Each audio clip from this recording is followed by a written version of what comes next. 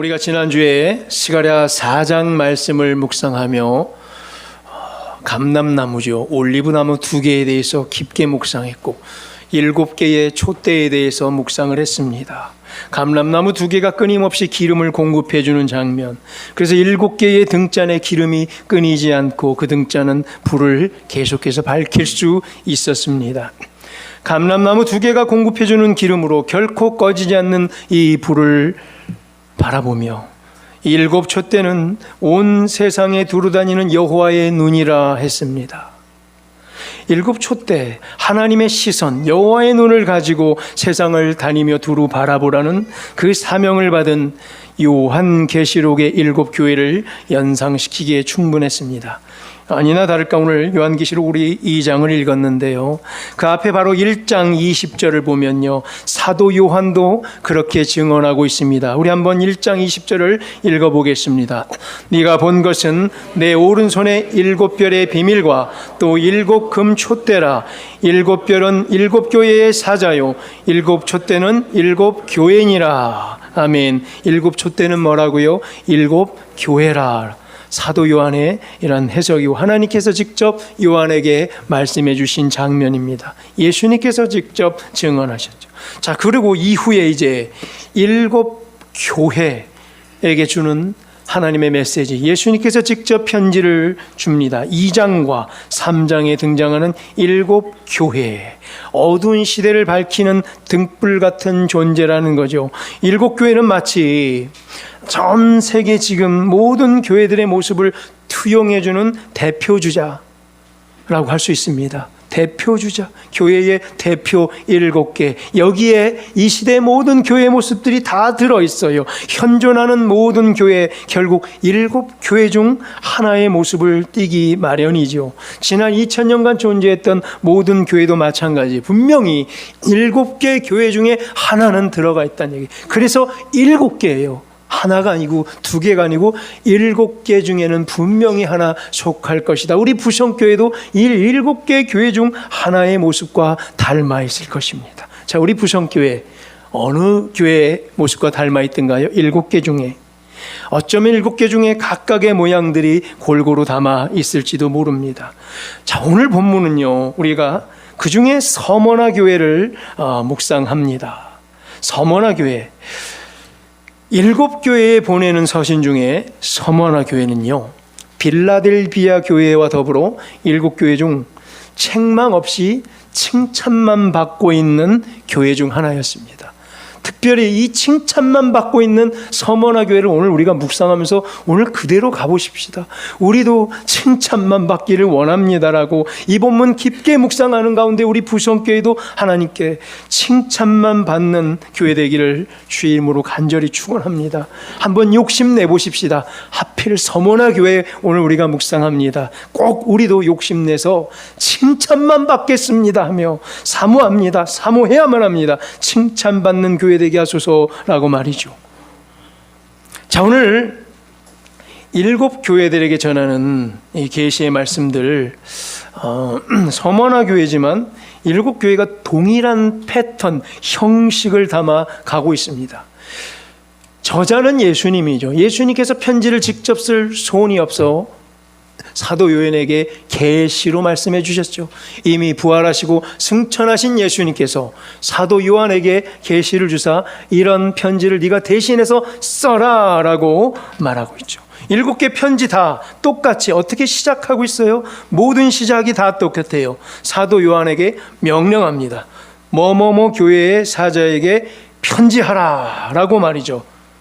앞선 2장 1절에 에베소 교회의 사자에게 편지해라. 오늘 읽었던 8절에 서머나 교회의 사자에게 편지해라.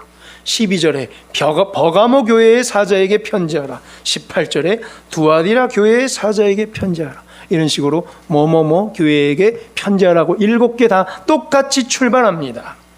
자, 그러면서 바로 이어서 누가 쓰는가? 편지에 쓰는 이를 밝히는데 예수님인데, 예수님의 모습이 이 7개 교회에 전부 다르게 나타납니다. 이런 예수님의 모습으로 예를 들면 에베소 교회에게 쓰고, 이런 또 다른 모습의 예수님께서 서머나 교회에, 또 다른 모습으로 버가모 교회에 쓰고 있는데, 자, 앞서 보세요. 2장 1절의 계시록에 에베소 교회에는 어떤 모습의 예수님이 등장하고 있습니까? 2장 1절을 보면 보세요. 7개의 별을 붙잡고 7금 촛대 사이를 거니시는 이의 모습으로, 7개 촛대는 교회라 그랬잖아요. 즉 7개 촛대 사이를 거니시면서 교회 사이사이를 돌보시는 예수님의 모습이죠. 그 모습이 상상돼요. 이번에 8절에서 나오는 서머나 교회에서는 예수님께서 어떤 모습인가요? 처음이요 마지막이요, 죽었다가 살아나시니, 이러한 모습으로 이번에 에베소 교회에게 편지하고요. 세 번째 교회인 버가모 교회는 12절을 잠시 보니까 어떤 모습으로 등장하고 있어요? 좌우에 날선 검을 가지시니. 자, 이 검으로 뭔가를 하실 것 같아요. 그렇죠? 그 다음에 하나 더 18절을 보니까 두아디라 교회는 어때요? 눈이 불꽃 같고, 불꽃 같은 눈의 예수님, 불꽃처럼 교회를 이렇게 쳐다보실 거란 얘기죠. 아무튼 뒤에 것을 좀 생략하고, 7개 교회 모두 다 예수님의 모습은 어때요? 다 다르게 나타나요. 자, 교회가 7개가 있고요. 이 7개 교회 중에 우리 부성교회도 어딘가 속한다고 그랬고요. 그리고 각 교회에 벌어지는 일들 가운데 예수님이 나타나는 모습도 7가지로 골고루 나타나고 계세요. 자, 이제 중요한 것이 있습니다. 편지를 오늘 쓰라라고 명령하신 바로 예수 그리스도의 모습이 어떤 모습인가를 관심 깊게 살펴봐야 돼요. 7개 다 틀리다 그랬죠. 왜냐하면 이 시작할 때 보여지는 예수님의 모습을 가지고 이 편지 각각에 등장하는 교회의 문제점들이 발생되는데, 그 문제를 해결해 줄 때에 그 모습으로 해결해 줘요. 다 7개 다 각각 교회가 문제가 있는데, 처음에 등장했던 모습으로 그 교회의 문제들을 다 일일이 그 모습 모양대로 해결을 해주고 있어요. 그래서 처음에 예수님의 모습이 어떤 모습인가를 우리가 집중적으로 살펴봐야 되는 거죠. 이어서 편지를 쓰라, 그 다음에 예수님의 모습을 다 설명해 놓고, 그 다음에 각각 교회가 처한 상황과 문제점들을 예수님께서 밝혀주십니다. 이런 문제가 있지, 이 교회야 너희들은 이런 문제가 있지, 이렇게 문제와 상황의 모습들을 정확히 알고 밝혀주고 계시고, 더러는 이제 책망받을 교회는 책망을 하시고, 칭찬받을 교회는 칭찬을 하고 계십니다. 자, 모든 교회가 방금 뭐라고 그랬죠? 다 문제가 있다고 그랬어요. 7개 교회 중에 문제가 없는 교회는 하나도 없었어요. 그 말은 뭐죠? 모든 교회는 다 문제가 있다는 얘기예요. 그럼 이 7개의 교회는 어떤 모습이었어요? 이 시대의 교회에 모든 교회가 투영된 모습이라고 그랬어요. 즉 모든 교회는 이 시대에 다 뭐란 얘기예요? 문제가 있다는 얘기죠. 역사, 2000년간의 역사를 바라볼 때, 교회가 지나온 자리를 뒤돌아볼 때에, 전 세계의 모든 역사를 통틀어 볼 때에 모든 교회는 다 뭐가 있다라고? 문제가 있다는 얘기예요. 즉 문제가 없으면 교회란 얘기예요? 아니란 얘기예요. 교회는 문제가 있다는 얘기예요. 오히려 문제 없는 교회가 어디 있는가를 말하고 있는 거예요. 우리 부성교회 문제가 있습니까? 있죠. 그럼 뭐란 얘기예요? 정상이란 얘기예요. 문제가 있는 게 정상이다. 어떻게 교회가 문제가 없을 수 있는가? 왜? 다 다른 사람들이 제각기 살다가 모여들었어요. 그것도 죄 많은 영혼들이 모였어요. 그리고 어떻게 한번 잘해보자고 하고 있지만 어떻게 문제가 안 생길 수 있냐는 얘기죠. 오히려 문제가 없이 평안합니다. 오늘도 왔는데도 아무 일이 없어요. 다음 주도 왔는데 아무 문제가 없어요. 1년 후에도 똑같아요. 10년 후에도 아무 문제 없어요. 그럼 교회가 아닐 거예요. 교회는 치고받고 하는 게 교회란 얘기예요. 문제가 있어야 돼요. 단 중요한 건 뭐예요? 문제가 발생했을 때 이거를 어떻게 극복하고 해결해내는가가 교회란 얘기예요. 거기에는 다소 투박하고 실패하고 넘어지고 힘든 교회도 있겠지만, 어떤 교회들은 문제가 발생했을 때 성숙하게 또 해결해내고 또 해결해내고 또 믿음이 그만큼 성장하는 교회도 있게 된다는 얘기죠. 핵심은 문제없는 교회는 없다. 그럼 오늘 이 서머나 교회, 이러한 문제를 어떻게 예수님께서 해결해 주는가? 여기 7교회 각각의 문제를 예수님께서 다 해결을 해주고 계세요. 그 해결하는 모습은 다 어떻게 처음에 시작했던 내가 누구다라고 밝힌 그 모습 그대로 다 해결을 해주고 계세요. 그리고 편지 마지막 부분에는 각 교회들을 문제를 다 해결해 주고 나서 마지막에는 최후의 상급을 약속해 주고 있어요. 최후의 상급을 약속해 줄 때 꼭 이런 말씀을 하세요. 귀 있는 자는 성령이 교회들에게 하시는 말씀을 들을지어다. 에베소 교회 2장 7절에도 귀 있는 자는 성령이 교회들에게 하시는 말씀을 들을지어다. 오늘 서머나 교회 제일 끝에 11절에도 귀 있는 자는 성령이 교회들에게 하는 말씀을 들을지어다. 다 7개 똑같이 귀 있는 자는 들을지어다. 귀 있는 자는 들을지어다. 상급을 주고 계세요. 자, 이제 7교회 보내는 편지들의 패턴을 총정리해 보면 어떻게 해요? 처음에 쓰라고 명령하죠. 예수님이 직접 명령해. 누구 보고? 사도 요한아 뭐뭐뭐 교회에 편지를 써라. 내 이름으로 써라. 나는 누구냐면 이런 모습의 나로. 7개가 다 틀렸어요. 각각 달라요. 그 다음에 예수님께서는 각 교회에 해당된 문제와 상황을 정확히 알고 계시고 너희가 이런 문제 있지, 이런 문제 있지, 이런 문제 있지 하면서 때로는 책망도 하시고 때로는 칭찬하세요. 그리고 그 다음에 바로 그 문제들을 해결해 주시는데 어떤 모습으로? 예수님의 그 처음에 나타났던 그 모습으로 그 일을 해결해 주세요. 그리고 마지막에 최후의 상급을 주시는 약속으로 끝나고 있어요. 이게 편지 7개가 딱딱딱딱 돼요. 자, 다 정리됐죠? 눈이 초롱초롱하네요. 오늘 엄청난 일이 있을 것 같아요. 특별히 오늘 우리는 서머나 교회를 보고 있어요. 어떤 교회? 칭찬만 받은 교회. 그래서 오늘 욕심을 내자는 얘기야. 이 자세로 우리도 칭찬만 받겠습니다. 이제 이전에 어떤 일을 했지만 앞으로는 우리가 성숙돼서 이 시간 이후로 이 서머나 교회를 묵상하는 이후로 칭찬만 받는 교회 되기를 주의 이름으로 간절히 축원합니다. 서머나 교회.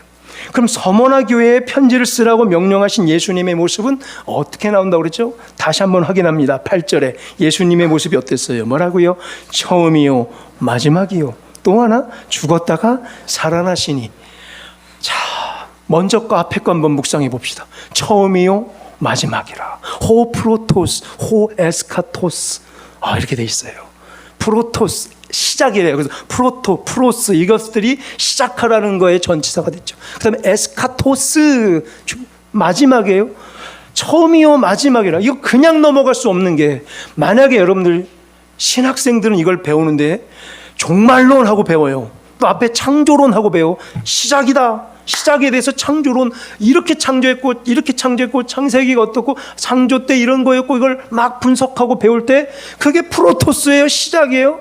그 시작을 때 내가 했어. 예수님께서 창조를 내가 했어. 이 역사의 시작을 내가 했어. 시간을 내가 만들어냈어. 언어를 내가 만들어냈어. 이 백성들을 내가 시작시켰어라고 창조 시작론이죠. 또 하나 에스카토스. 종말론을 신학으로 에스카톨로지라고 그래요. 에스카톨로지 비슷하죠. 에스카톨로지. 그래서 에스카톨로지 하면서 종말론을 이렇게 배워요. 종말론이 제일 어려워요. 신학교에서. 왜? 해석이 다 틀리니까 종말에 대한 것. 근데 그 요한계시록 저 뒤에 예수님께서 어떻게 종말을 이루시고 심판을 이루시고 다시 오신다는 이것들을 쫙 청산진을 요한계시록을 통해서 얘기해놨죠. 말씀해놨죠. 뭐예요? 종말까지 다 이루신 분이에요. 완벽한 계획까지 모든 종말을 완벽히 다 이미 계산하시고 이루신 분이시라는 얘기예요. 그래서 나는 뭐란 얘기예요? 시작이요 마지막이라. 처음이요 마지막이라.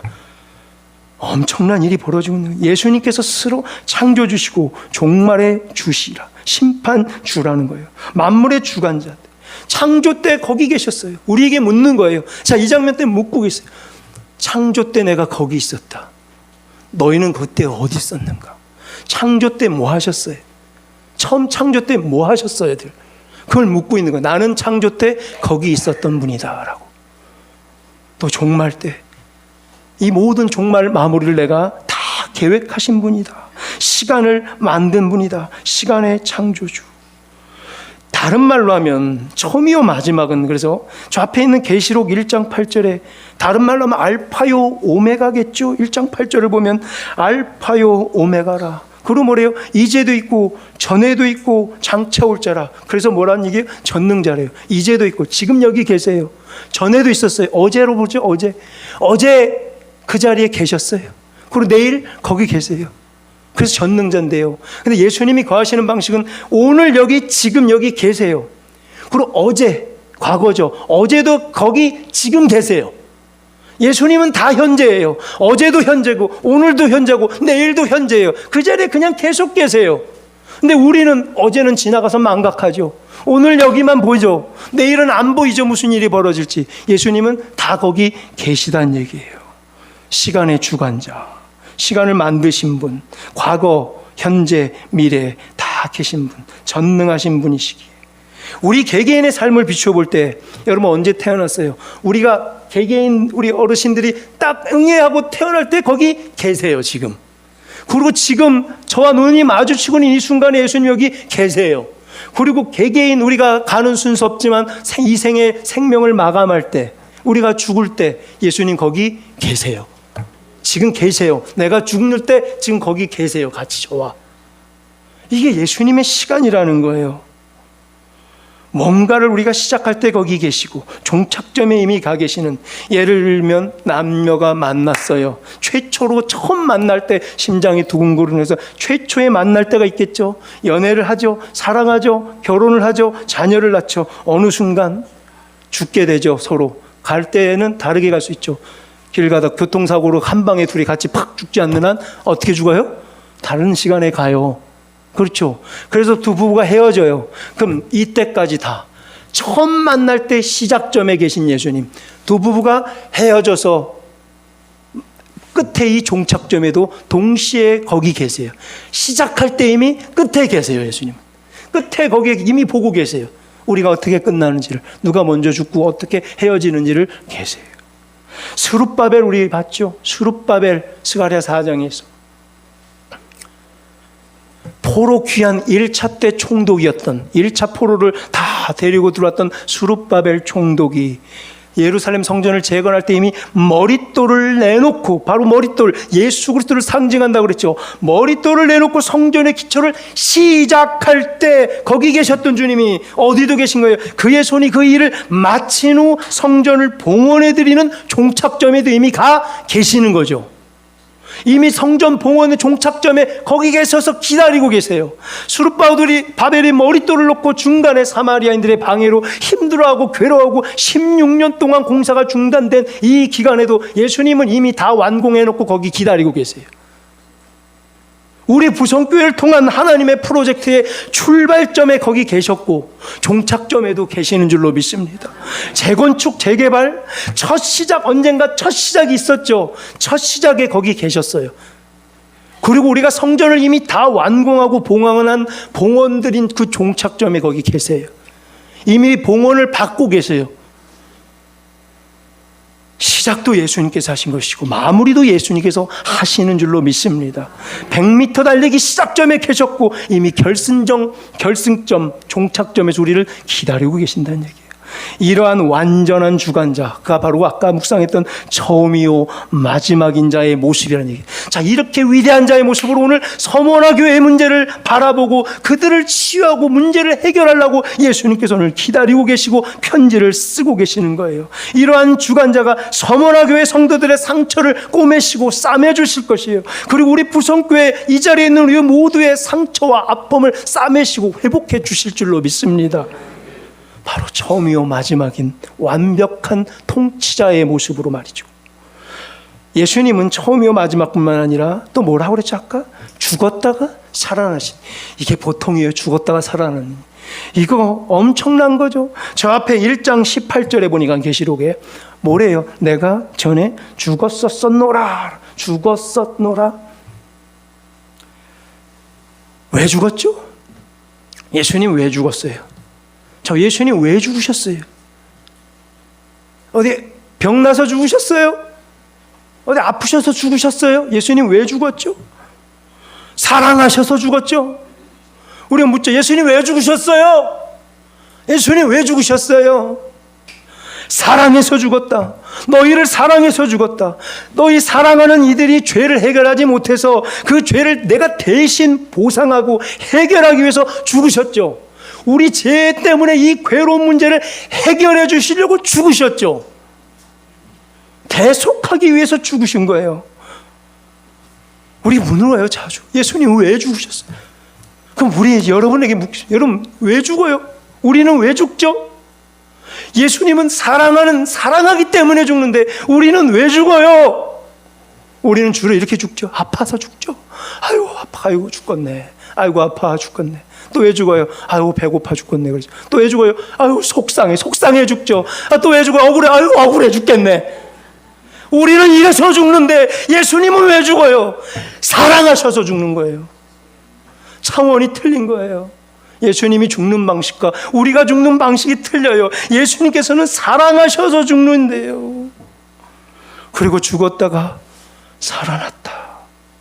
이 두 표현이 헬라어에 돌이킬 수 없는 과거 표현으로 들어있어요. 아우리스트라는 시제로 부정과거, 돌이킬 수 없는 시제, 이미 돌이킬 수 없는 과거 사건, 의지적으로 단회적으로 작정하시고 끝낸 사건이라는 거예요. 죽었다가 살아났다는 것이 어떻게 하다 보니까 내가 죽게 됐네, 어떻게 그냥 하다 보니까 죽네, 이런 개념이 아니라 이미 죽으려고 작정하시고 계획하시고 죽으셔서 끝내셨고, 그 다음에 부활하시려고 이미 작정하셔서 부활 끝냈다. 죽었고 부활했다. 끝난 거예요. 죽었는데 부활을 앞으로 하게 될 거야, 계속해서 부활하고 있는 중이야가 아니라 이미 죽으셨고 이미 부활하셨다고 단회적으로 말하고 있는 거예요. 바로 타의에 의해서 죽은 것이 아니라 자의에 의해서 의지적으로 죽으셨대요. 일부러 사랑하기 때문에 작정하시고 완벽히 죽으심으로 그걸 다 끝냈고 또 부활하심으로 이걸 다 끝내셨다라는 거예요. 요한복음 10장 17절과 18절을 보면요, 내가 내 목숨을 버리는 것은 그것을 내가 다시 얻기 위함이니 이로 말미암아 아버지께서 나를 사랑하시느니라.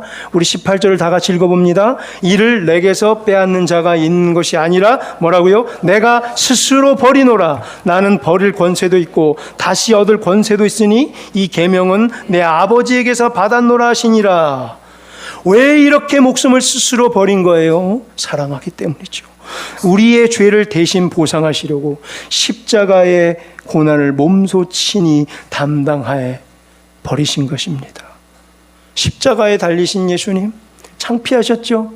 우리 어떻게 죽는다고 그랬어요? 창피해 죽는다. 아우 창피해 죽겠어. 우리는 창피해 죽는데 예수님은 우리를 사랑하셔서 장대에 높이 달렸어요. 갈보리산, 이전에 모리아산, 그 예루살렘에서 제일 높은 산. 왜 제일 높은 데 갔어요? 제일 창피하라고.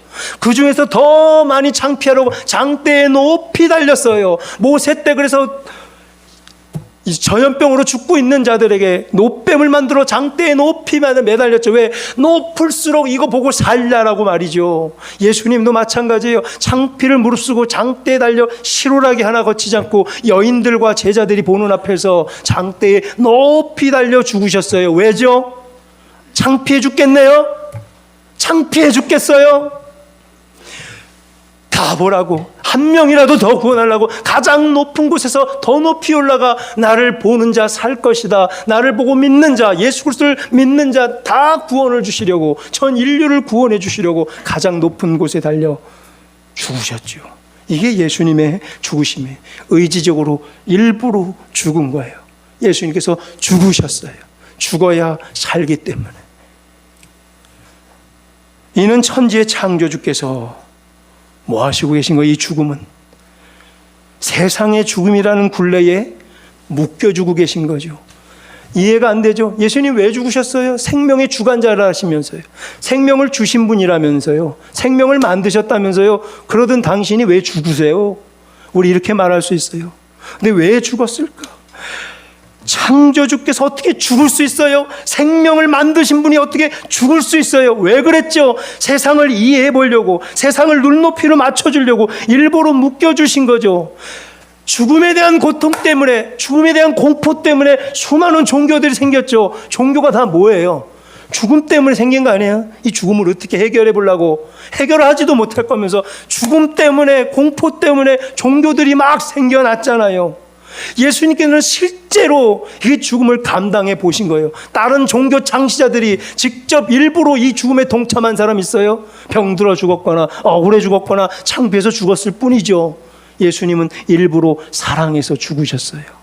죽으심으로 말미암아 죽음에 대한 공포를 스스로 느껴보셨어요. 엘리 엘리 라마 사박다니 하시면서 왜 나를 버리십니까? 왜 나만 여기 남겨두십니까? 왜 나만 이 고통을 겪어야 됩니까? 라고 예수님께서 외쳤어요. 직접 다 겪어보셨어요. 죽음이 얼마나 아픈 건지, 얼마나 괴로운 건지 알기 때문에 우리에게 죽음에 대해서 뭔가 할 자격을 얻으신 거죠. 아픔을 직접 다 겪으셨죠. 아파 죽겠죠. 아우 아파 죽겠네. 직접 찔리시고 십자가의 고통 가운데 극심한 고통의 아픔을 겪으셨기 때문에 우리에게 찾아오셔서 얼마나 아프냐 자격이 있는 거예요. 예수님께서는 직접 다 몸소 겪어보셨기 때문에 그 말을 할 자격을 들고 우리를 찾아오고 계세요. 오늘 서머나 교인들을 찾아오셔서 묻고 계신 거예요. 아이고 죽을 만큼 힘든가라고 묻고 있는 거예요. 그때 우리가 아유 예수님이 어떻게 죽음을 알아요? 힘든 걸 뭘 알아요? 당신이 겪거나 봤어요? 해보기나 했어요? 내가 해봤다. 겪어봤다. 아파봤다. 나도 죽어봤다. 내가 죽었었다. 그 얘기 그거예요. 죽어보셨어요 실제. 그래서 나도 힘들었다. 죽을 것만 같은가? 나는 이미 죽었었다. 염려 마라. 나도 고통 속에 죽었었다. 이 말을 할 수 있는 거예요. 내가 그 고통을 안다. 예수님 고통을 뭘 알아요? 내가 얼마나 아픈지 아세요? 내가 지금 얼마나 속상한지 아세요? 예수님 뭐라고 그래요? 내가 안다. 내가 네가 얼마나 속상한지 안다. 내가 네가 지금 얼마나 아픈지 안다. 나도 그만큼 아팠다. 그래서 말씀하실 수 있는 거예요. 자격이 있는 거예요. 그리고 죽었기에 이제 뭐 할 수 있는 거예요? 다시 살아날 수 있는 거예요. 살려면 먼저 뭐 하란 얘기예요? 죽으란 얘기죠. 자, 부활 얘기하죠. 우리도 부활 소망을 갖고 영생을 꿈꾸죠. 근데 전제 조건이 뭐란 얘기예요? 죽었었다. 그리고 다시 살아났다.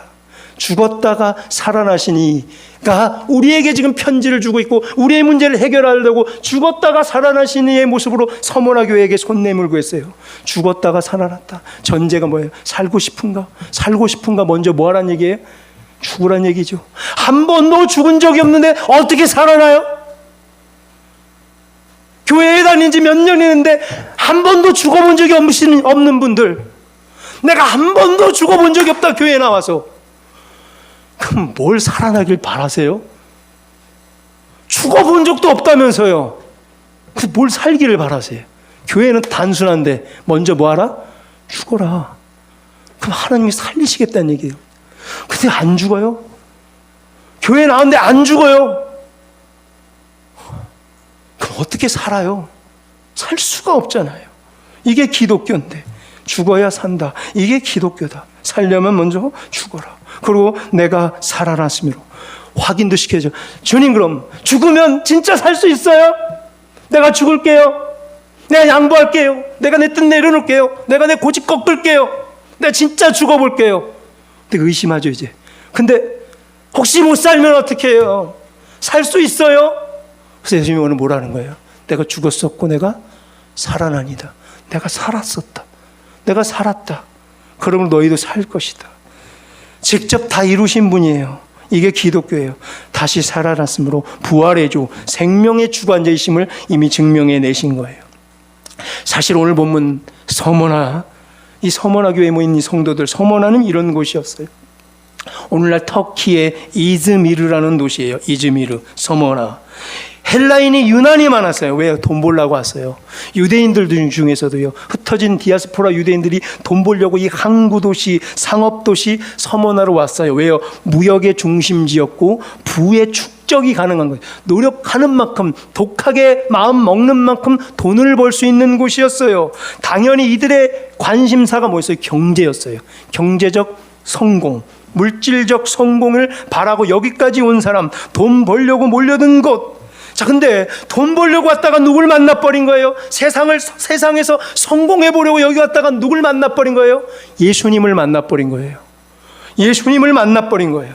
그래서 구절을 보니까 예수님께서는 서머나 교회 성도들의 상황을 누구보다 잘 알고 계세요. 그래서 이런 표현을 쓰십니다. 오이다 하시면서 말이죠. 내가 안다라는 얘기예요. 내가 안다라는 뜻이 잘 안다. 오이다. 내가 너무나 너를 잘 안다. 뭘 알아요?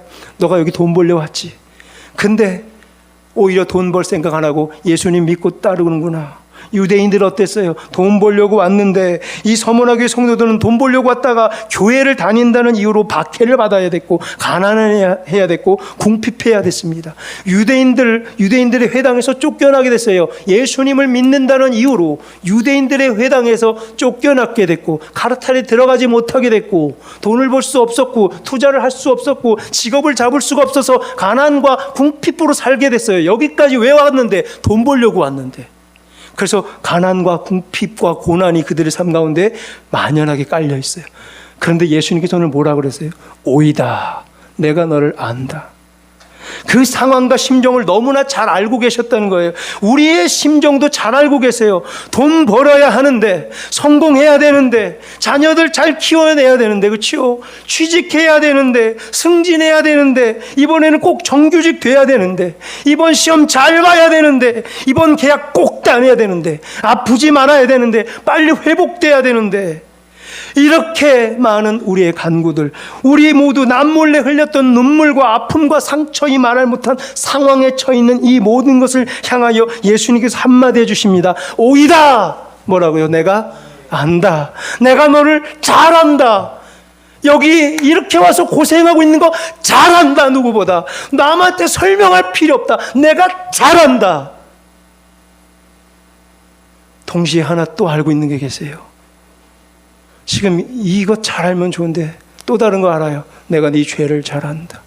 너 이때 이거 잘못했지. 너 이때 함부로 했지. 이때 너 막말했지. 너 이때 이거 갑질했지. 너 이때 이거 고집 부렸지. 너 이때 이만큼 교만했지. 이것도 잘 안다. 이때 그럼 우리는 표정이 어두워져요. 그럼 갑자기 동일해야 되지 않아요? 하나님 그것도 잘 아시고요. 이것도 잘 아실 거예요. 우리의 선행도 잘 아실 거고요. 우리의 악행도 잘 아실 거예요. 왜요? 눈동자처럼 지켜보고 계세요. 다 아세요. 우리 주님께서 우리의 모든 존재에 있어서 오이다. 내가 너를 잘 안다라는 은혜가 넘치기를 축원합니다. 부끄러워하지 마십시다.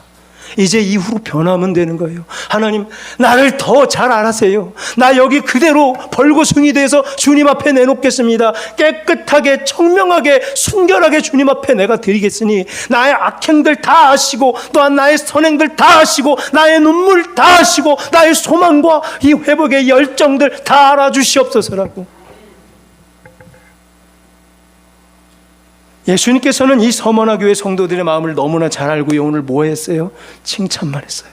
그래서 오늘 다행이에요. 서머나 교회 어떤 교회예요? 칭찬만 받은 교회고, 우리 도전하자고 그랬죠. 욕심내자고 그랬죠. 우리 칭찬만 받자고 했어요. 붙잡아야 돼요. 이후로 우리 칭찬만 받아야 돼요. 야, 박해 가운데 인내했구나. 돈 벌러 왔다가 예수님 믿으려고 오히려 돈을 다 버리는구나. 가난과 궁핍과 이것을 두려워하지 않고 믿음을 끝까지 지켜냈구나. 그래서 뭐란 얘기예요? 지금은 가난한데 실상은 너희가 부요한 자라. 유대인들의 신분적 박해로 결국 명예를 잃고 유대인의 회당에서 쫓겨났구나. 오히려 잘 나왔다. 사실 그곳은 유대인의 회당이 아니라 자칭 스스로 교만한 유대인들, 바리새인들, 서기관들이 들끓고 있는 가짜 유대인들, 바로 사탄의 회당이다. 잘 나왔다 그런 거예요. 실상이 이렇다는 거예요. 위로하는 거죠. 오히려 잘했다. 오히려 니네가 더 부유한 자다라고 예수님께서 격려하고 계세요. 그러면서 이제 이 문제를 어떻게 해결해 주세요? 예수님의 모습으로 해결하죠. 그런데 10절에서 자 보세요. 이제 뭐가 필요해요? 해결이 필요하죠. 이 문제를 예수님 잘 믿어서 어떻게 됐어요? 경제권이 박탈됐고 가난과 궁핍 가운데 힘들어하고 있죠. 이 사람들. 그 문제를 해결해 줘야 되죠. 문제 어떻게 해결해 줘야 돼요? 아이고 고생 많았네. 이제 내가 너를 위로할게. 마음에 평강하거라. 잘 살아봐라. 내가 널 도와줄게. 이렇게 해결해 줄 것 같죠. 근데 예수님의 해결 방식이 오늘 뭐였어요? 이게 기독교예요. 이게 하이라이트예요. 예수님 오늘 어떻게 해결하고 있어요? 지금까지 고통받고 가난하고 궁핍하게 너무 열심히 믿음 지키려고 살았던 이들로 하여금 뭐라고 하고 있어요? 장차 더 큰 시험과 고난이 있을 것이다. 이게 위로예요? 이게 위로의 말이에요? 가뜩이나 지금 힘들어가지고 너무나 힘겨워서 지금까지 겨우 버티고 온 서문화교회 성도들인데 더 힘들고 큰 시험과 고난이 있을 것이다. 오히려 네가 죽어라. 그리고 충성하라. 이게 해결책이에요. 오늘 예수님의 해결책, 죽어라, 충성하라. 그리하면 뭐래요? 이제 답이 나왔죠. 생명의 면류관을 얻게 될 것이라. 이게 오늘 예수님의 해결이에요. 왜요? 예수님의 모습으로 해결했죠. 죽었다가 살아나시니 이거로 해결했잖아요. 죽어라 그럼. 지금 힘든가? 죽어라 해.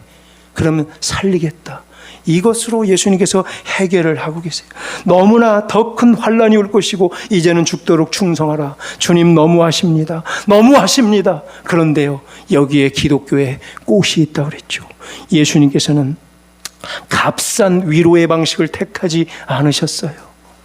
기독교의 본질로 위로하고 계세요. 기독교의 본질, 죽는 게 본질이라는 거예요. 죽어보란 얘기예요. 그러면 다시 살리겠다는 거예요. 죽어본 자들 알잖아요. 하나님께서 살리시는 체험을 했기에 우리 중에는 또 죽는 자들이 있는 거예요. 왜요? 그걸 알기에, 죽으면 살아난다는 걸 알기에 우리는 죽어왔고 기독교는 2000년 동안 존속해올 수 있었던 거예요. 그리고 오늘 우리에게 선호나 교회에 그대로 말씀하시는 주께서 우리에게도 한번 죽어봐라.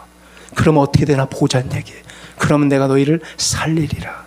생명의 면류관을 주리라. 면류관 스테파노스라는 면류관을 줄 건데 어떤 면류관? 테스 조에스, 생명 조예잖아요. 조이, 기쁨의 원천, 생명 조예의 면류관 스테파노스를 주겠다.